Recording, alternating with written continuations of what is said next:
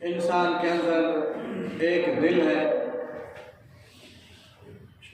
उसी दिल के अंदर अल्लाह पाक की ज़ात बसती है, उसी दिल में रब्बुल आलमीन की मोहब्बत होती है, उसी दिल में कुरान, ईमान और नूर भी बसता है। लिहाजा बंदे को चाहिए कि उस दिल की हिफाजत करे। अल्लाह पाक ने फरमाया यौम ला यनफ़उ मालुन वला बनून, क़यामत के रोज तुम्हें कोई भी नफा न पहुंचाएगा,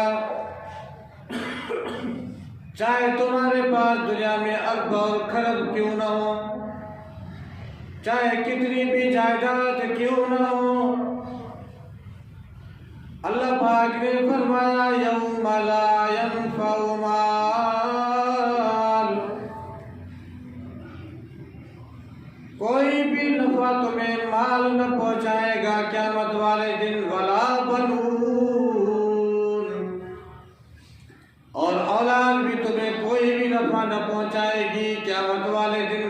हर बंदा अलग अलग अपने के वास्ते जवाबदार होगा। या खुदा, दुनिया में मैंने दौलत कमाई थी, दुनिया में मेरी औलाद थी, अगर ये मुझे नफा न मिलेगा क़यामत वाले दिन तो फिर क्या होगा। अल्लाह पाक ने फरमाया इल्ला मन अतल्लाह बिक़ल्बिन सलीम,